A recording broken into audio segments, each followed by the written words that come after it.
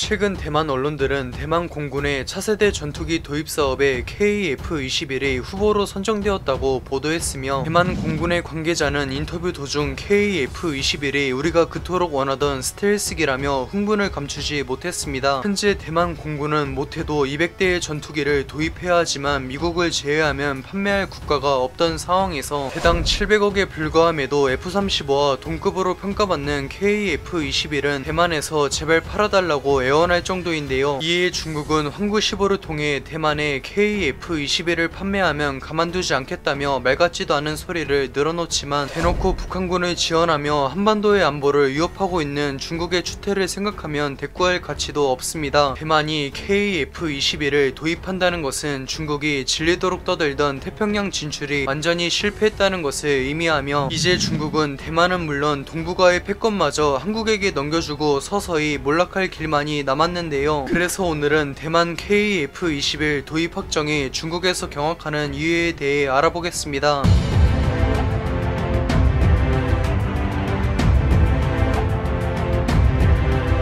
중국은 태평양으로 진출하기 위한 첫 관문으로 대만과 한반도를 노리고 있으며, 이를 숨길 생각도 없지만 양국의 군사력 격차가 하늘과 땅 차이라 한국에겐 몸을 사리지만 대만에겐 못하는 말이 없을 정도로 막 나가는데요. 세계 6위의 군사 강국인 한국이 내세우는 독침 전략은 설령 중국이라 할지라도 동기어진을 각오해야 하지만, 안타깝게도 대만은 한국을 포함한 주변국의 지원 없이는 중국의 침공에서 일주일도 못 버티는 게 현실입니다. 특히 현대전의 핵심 병과인 공군에서 대만 공군은 24시간 안에 전멸하고 중국에게 제공권을 내줄 정도로 절망적인데, 대만 공군의 전력이 F-16V 114대와 미라주 2046대가 전부일 정도로 전투기가 한참 부족하기 때문인데요. 물론 경제력에서 한국의 절반에도 못 미치는 대만의 국방비로 스텔스기는 그야말로 그림의 떡이지만, 가장 큰 문제는 중국의 거센 압박 때문에 미국을 제외한 다른 나라들이 전투기를 판매하지 않고 있습니다.